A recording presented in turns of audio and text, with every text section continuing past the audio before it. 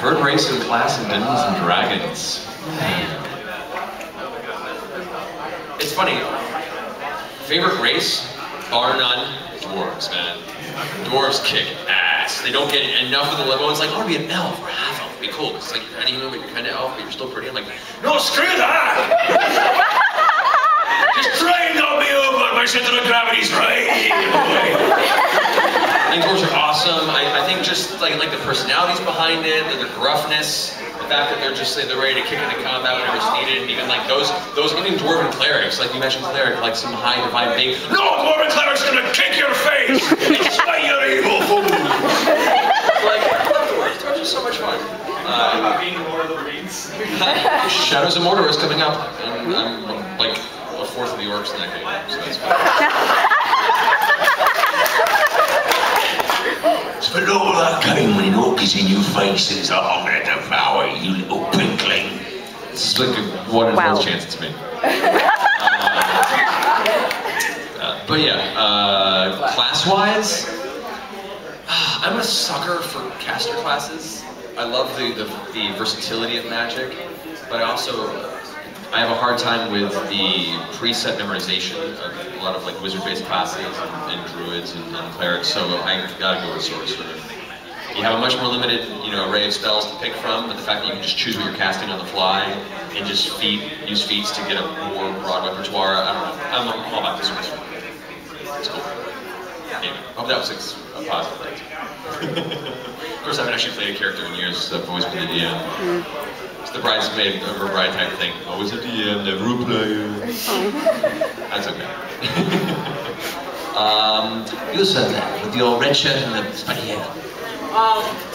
Fate Zero, what was it like voicing Kiritsugu Amiya, and the hardest part and your favorite part?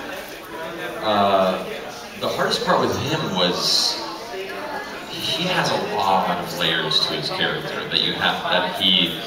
so much subtext to every scene he does in his entire arc in that series. I love that show. Fate Zero was a complete pleasure to work on. Not only was it a great cast and a great story, the animation was beautiful, the music was incredible. If you haven't seen it, you seriously owe it to yourself to check it out sometime. And my character in that show he's just this cold, hardened assassin-type character who has a family and a child that he's protecting, but also is kind of maybe using them. You can't tell, and kind of has a mistress, but not really. And he's in the middle of a mage war where everyone's fighting with magic and these spiritual heroes that they have battle, and he's like, that's cool guys, I'm gonna be on this tower with a sniper rifle and take you out. And it works. And he's kind of a dick for doing that, and it's awesome. He was like, but through all that, like he has all this internal turmoil, and like he has a dark history of his past and his childhood to deal with. And so the challenge of that was to bring some of those elements and moments out through the show early in, so that when you get to the reveals of his history, you can go back and rewatch it and pick up that subtext and be like, oh, okay, these choices were peppered throughout. The best part of it was one, the catharsis of doing the emotional breakdown. It's a rare gift for an actor to be able to do that, like bottom of the soul scream, sobbing, banging the floor, hating yourself. Like that, you don't get to do that breakdown too often where you just unleash. So that was a big gift to me. I really enjoyed that. Though it was, I went home shaking. Get back to my apartment and I'm like, my ball scroll. I have a pen. Let's do this. What about the boat scene? Which one? The boat scene. The boat scene. That's what I'm referring to. That's the one that. Yeah. No spoilers. But yeah. But it was also cool and don't want to spoil anything of the story, but it's also fun to play a hero who's an anti-hero who doesn't maybe get what they want in the end. And like what they were. It's really cool. It's really cool. Next question. Let's go over here to the front too. Hello! I remember you from that class. Anyway, next, yeah, with the blame card. Oh yeah, actually not bad. I was curious. Favorite Final Fantasy 8 characters? Favorite what? Final Fantasy 8. Favorite Final Fantasy character? Final Fantasy 8. 8 character. That's specific. Laguna Noir.